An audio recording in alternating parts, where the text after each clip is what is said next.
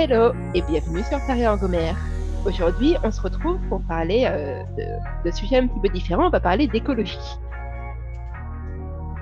Ouais, et on a une troisième amie qui nous rejoint dans cette conversation, Bonjour. Maya. Que... Attends, tu peux redire bonjour, on t'entendait pas. Bonjour. Du coup, on commence sur le sujet de l'écologie. Alors déjà, est-ce que vous vous considérez comme écolo? Pas du tout. Mélie, Ça, pas c'est du fait. tout. Moi, bof. Ouais, ça dépend Maya, complètement de ce que tu entends par écolo, quoi. par rapport à la moyenne des gens. Bah justement, j'ai du mal à évaluer ça. En plus, tout le monde y attache un sens différent. Enfin, il y en a pour qui c'est un truc politique, par exemple. Il y en a pour qui c'est un label sur une bouteille de produit. Enfin, je sais pas, tu vois. Est-ce que tu te sens concerné par l'écologie? Oui, voilà. Ça sur ça, c'est plus comme ça que je pourrais y répondre. De mon côté, je dirais, bah, à moins de vivre sur un autre caillou, ou alors de pas croire que c'est vrai ce qui se passe au niveau écologique, je peux pas ne pas me sentir concerné vu que bah, je suis là. Donc forcément, si tout s'éclate par terre, ça me concerne. Ouais, mais Du tu coup, peux oui, dire dans ce sens-là. tu peux dire si j'ai pas de gosse et que ça s'éclate la gueule dans 100 Ah non, ans. non, mais d'après ce que j'ai pu comprendre, même si j'ai pas de gosse, ça te concerne. Tant que tu meurs pas demain, ça te concerne en fait. En fait, en réalité, ça nous concerne même maintenant, dans le sens où il y a des changements qui ont déjà eu lieu.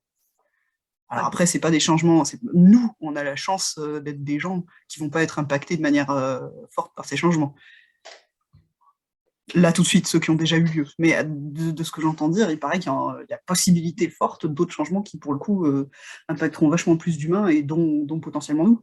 Donc ouais, forcément, dans ce sens-là, si c'est vrai, après, je sais pas, hein, j'ai pas été vérifié, mais si c'est vrai, bah oui, je suis concerné vu que je suis là. Et ça t'inquiète? C'est une source d'anxiété ou pas? Je sais qu'il y a des gens qui ont cette anxiété-là.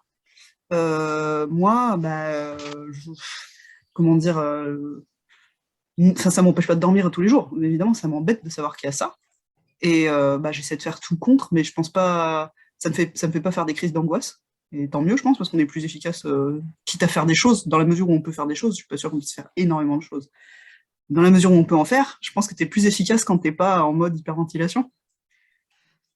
J'imagine trop la crise d'angoisse devant les trucs de tri sélectif. Et ouais, mais tu sais, en vrai, il y a des gens, apparemment surtout des gens jeunes, qui le vivent super mal et qui, bah, je dis pas qu'ils sont en train de faire des hyperventilations, mais qui véritablement ont des dépressions et de l'anxiété à cause des questions d'écologie, quoi. Climatique, mais pas que, l'écologie en général. Ouais. Émilie, ça t'angoisse Non, pas trop. Non, non, non, ça m'angoisse pas particulièrement. Disons que ces temps-ci, avec tout ce qui s'est passé cet été, il y a de quoi se poser des questions. Les inondations, les 50 degrés au Canada, c'est tout ce qui se fait prendre conscience que finalement il se passe quelque chose, c'est réel. Mais après, je me considère pas comme écolo parce que j'ai pas d'action effective pour améliorer mon empreinte carbone, et je me suis pas suffisamment renseignée pour considérer que je suis quelqu'un d'écolo. Je suis consciente que c'est un sujet qui est important, mais c'est pas quelque chose sur lequel j'agis dans ma vie de tous les jours. Ouais.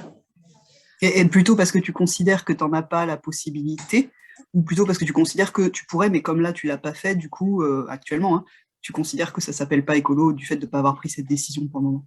Ouais, c'est plus ça, c'est plus que pour l'instant, étant donné que j'ai rien fait de spécial, à part mes petites poubelles de tri sélectif qui sont C'est déjà vraiment pas le mal. niveau zéro. Donc à partir de là, je me considère pas comme écolo parce que je fais rien de particulier. Je continue à prendre l'avion. J'ai pas encore de enfin, pour éviter de recycler, j'ai pas de choses de particulière. Donc, pour moi, être écolo, c'est vraiment un mode de vie et des actions qu'on met en place pour ça, finalement. Ouais, j'aime bien cette définition, c'est assez concret. Ouais, c'est vrai. Mais moi, de mon côté, j'essaie de faire des trucs, mais vite fait, quoi. Enfin, des trucs qui vont pas handicaper mon confort de vie et tout. Mais, enfin, si, quand même. Disons que euh, il y a quelques années, je me sentais pas concernée du tout. Après, j'ai été un petit peu plus informée et donc je me suis sentie un petit peu plus concernée. Et c'est vrai que quand je vois effectivement toutes les catastrophes climatiques, bah, je me dis, ouais, enfin, peut-être tu sens que ça s'accélère, quoi. Et même si j'en ai pas vécu personnellement. Mais bon, après, le truc, c'est que je dirais pas que je suis écolo, je dirais que je suis un petit peu concernée, que j'essaie de faire, voilà, quand même les trucs qui me semblent accessibles, quoi. Par contre, ici, en Ariège, il y a beaucoup d'écolos, il y a beaucoup de hippies. Ce ne sont pas forcément les mêmes personnes, mais ça va un petit peu ensemble assez souvent. Et du coup, enfin, moi, je peux pas me dire que je suis écolo parce que si je me compare un petit peu à tous les gens qui mettent ça en avant, là, je suis très très loin, mais disons que je le suis beaucoup plus que j'ai pu l'être. Voilà. Et C'est quelque chose qui t'est venu il y a longtemps ou très graduellement, ou il y a eu un truc qui a fait changer ça d'un coup? bah, si je dois être honnête, moi je suis assez individualiste, donc c'est pas le côté je pense jamais, je pense quasiment jamais à l'avenir de la planète, tout ça. Je suis un peu plus concernée par le sort des animaux, mais par contre, ce qui m'a fait m'intéresser à quelques trucs écolos, c'est à la base, c'est des préoccupations personnelles, c'est-à-dire que j'en suis venue à m'intéresser à quelques solutions ou gestes écolos par le biais d'un intérêt pour soit faire des économies, soit prendre soin de ma santé et faire gaffe à ce que je mange, quoi. Mais ça vient pas d'une préoccupation collective, écologique, ça vient de préoccupations personnelles qui font qu'en fait la solution adaptée me fait tendre un peu plus vers l'écologie, tu vois. Du coup, de l'inquiétude pour toi, tes proches et les animaux. Oui, voilà, bah, c'est-à-dire que manger bio, c'est bon, tu vois, les fruits et légumes, j'essaye de les avoir bio si je peux, parce que je me méfie de ce que je peux absorber. Mais ça, c'est pas Et de voilà. l'écologie, ça. Non, mais Enfin, disons que ça du dépend, coup, mais il y a des gens qui diraient que c'est pas de l'écologie, c'est ce que tu absorbes toi, mais l'impact sur la planète, voilà, certains diront c'est pas qu'il de est maigre, d'autres diront qu'il est nul. non, mais c'est pas de l'écologie en soi, mais par contre, ça va me faire être pour des mesures qui sont plus écologiques, comme favoriser des cultures sans pesticides, des trucs comme ça, parce que ça m'arrange qu'il y en ait, en fait. Hmm. Tu vois ce que je veux dire? Ouais, du coup, c'est un peu à la fois pour toi et à la fois pour l'impact que ça peut avoir. Voilà. Et puis, un autre exemple, là où là, c'est vraiment les culottes de règles. C'est vachement écolo parce que c'est un machin que tu laves et que tu réutilises au lieu de jeter des tampons, des serviettes, en plus par camion ben entier chaque mois pour mon cas. Mais à la base, c'est pas pour ça. J'ai choisi d'utiliser les culottes de règles lavables parce que je suis inquiète de ce qu'on peut avoir dans les tampons et tout ça, quoi. De ce que ça pourrait me faire à moi. Et après, du coup, l'effet bénéfique, c'est que du coup, ça me fait faire un truc plus écolo et ça fait que je pollue moins, mais c'est indirect, quoi. C'est une cause qui t'intéresse, mais ça n'a pas été l'élément déclencheur et c'est toujours pas ta motivation principale. Non, non, non, faut être honnête. Après, par contre, j'ai été élevée quand même d'une façon assez pas du tout, alors pas du tout écolo, on va y venir, mais enfin moi, ma famille, ils n'étaient pas trop sensibilisés à ça. Enfin, quand j'étais gamine, ça venait pas du tout dans la conversation, mais par contre, d'une façon à être polie, respectueuse et tout, donc jeter des déchets par terre ou quoi, c'était pas du tout envisageable ou acceptable, mais pas, pas par rapport à C'était de la l'écologie. politesse. Voilà, ouais. Mais du coup, je trouve ça toujours très très choquant de voir des gens balancer des déchets par terre, mais c'est pas forcément pour les mêmes raisons, quoi. Voilà.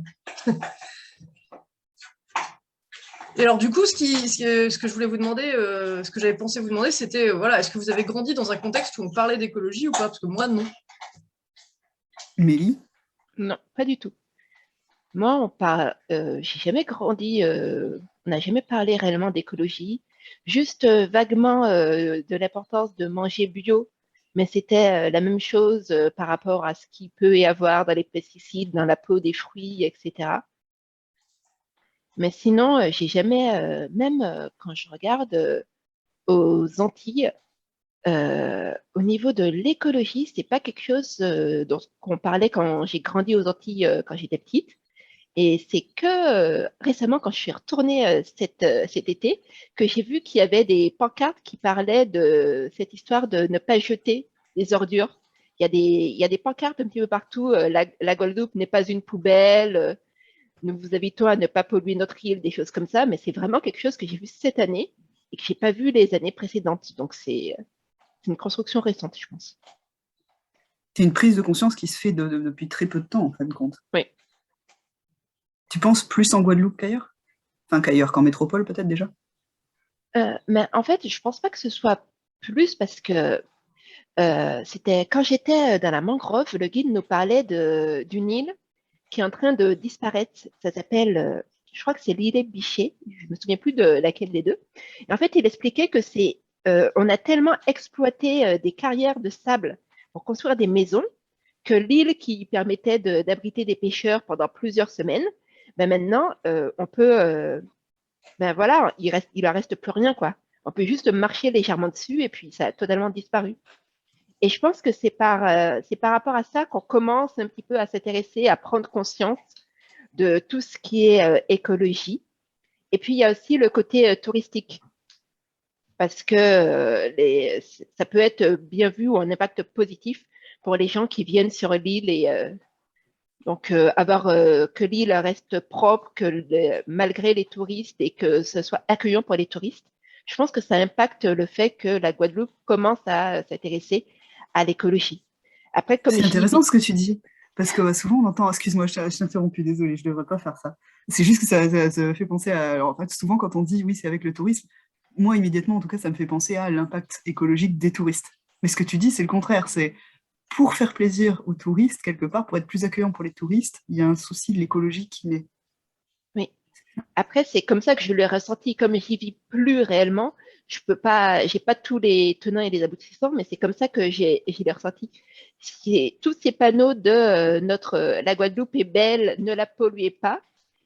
Voilà, je l'ai pas ressenti du côté local, mais plus de côté de, ben, c'est quand même beaucoup de ressorts des touristes finalement. Donc c'est un enjeu commercial en fait. Je pense, oui. Ah, c'est intéressant. Euh, Et vous aviez, il me semble que il n'y avait pas eu aussi en Guadeloupe une histoire de pollution par rapport à l'eau, par rapport à des pesticides qui étaient utilisés pour les plantations de bananes, je crois, quelque chose comme ça, ou alors c'est moi Oui, qui dévie. oui, oui, c'est ça. J'ai oublié le nom du pesticide qui était utilisé, mais c'est aussi quelque chose qui a eu un impact sur la formation écologique de l'île finalement. Parce que c'est une histoire qui a toujours des répercussions à l'heure actuelle et donc qui nous pose des questions finalement. ouais. Et du coup, pour toi, qui as grandi là-bas avant qu'on en parle, comment tu le sens, ce changement-là, comment tu le vis Par rapport. par rapport à bah, toi, à ton vécu, ta vision de l'écologie, de ça, et au fait que tu es grandi là-bas, même si actuellement tu n'y vis pas. Comment tu ressens tout ça, quoi, tout simplement? Mais, Comment en tu fait, vois tout ça? c'est pour ça que je dis que je commence à prendre conscience de l'importance. Enfin, avant, je savais que l'écologie était importante, mais ça n'entrait pas dans mon quotidien. Mais le fait de savoir que, au final, une île, un endroit peut disparaître, c'est un petit peu glaçant. Ouais, c'est effrayant. Hmm. Hein. C'est différent de se dire que il faut faire le tri et de savoir que si on ne fait pas quelque chose, il y a un endroit qui peut juste disparaître du jour au lendemain. Et c'est C'est un Ouais. endroit où c'est c'est concret. un endroit où t'avais été? Non, j'y avais Je pas pense- été quand j'étais petite. T'entends. J'essaie d'ajuster un peu la lumière. Et ouais, c'est l'île qui a disparu, tu l'avais pas. Non, je l'avais pas vu réellement. Mais en fait, il y avait quand j'y suis allée là cet été, il y avait ce décalage total entre le fait de voir des touristes un petit peu y aller, faire la fête et se dire à quel point le lieu est merveilleux, et puis se dire que c'est juste les restes d'une île. C'est un petit peu bizarre. C'est des trucs comme ça, peut-être impactants, quand on voit, tu parlais tout à l'heure de ce qu'on a vu cet été au niveau des températures et tout ça, ou alors maintenant les îles, c'est peut-être quand on voit des machins impressionnants comme ça, que facilement ça peut faire changer la manière de voir les choses, plus Oui, que ce qu'on sait théoriquement. je pense que oui. l'écologie, il faut que ce soit quelque chose de concret, qu'on voit les effets positifs ou négatifs de nos actions finalement. Parce que sinon, on ne se sent pas concerné. C'est trop difficile quand ça reste théorique. Ouais, quand tu vois pas d'effet, ouais. Je suis d'accord. Ouais, moi, me projeter dans 200 ans, 300 ans, enfin, Oui, mais même sans aller dans les 200 ans, 300 ans, il y a des trucs où on nous dit que ça va arriver d'ici 30 à 50 ans. Enfin, si tu regardes les rapports du GIEC, tout ça, c'est très concret, on le verra même de notre vivant. Mais sauf que c'est très concret, enfin, c'est pas très concret, c'est très proche, mais c'est pas très concret parce qu'on nous dit que ça va arriver, mais on n'a encore rien vu.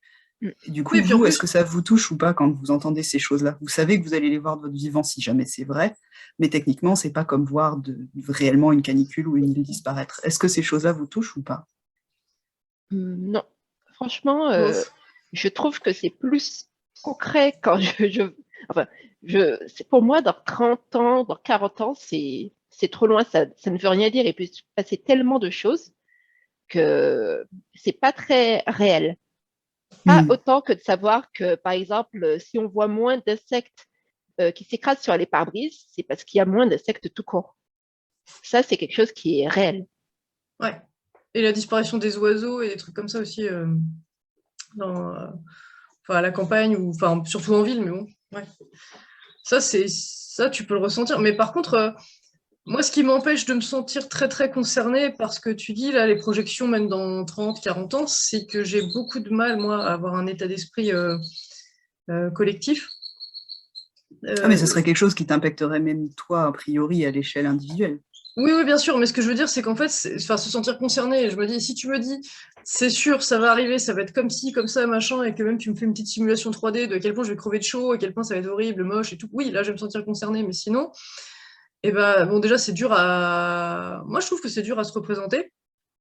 Et en plus, il y a le côté de se dire, bon, bah, ok, je me sens concerné, mais si dans 30 ou 40 ans, ça ne se produit pas, est-ce que je pourrais me dire que c'est grâce aux efforts que j'ai faits? Probablement pas, tu vois, je pourrais pas me le dire, je pourrais pas le savoir. Et si ça se produit, je pourrais pas non plus me dire, ah tiens, si j'avais fait plus d'efforts, ça aurait pu être évité.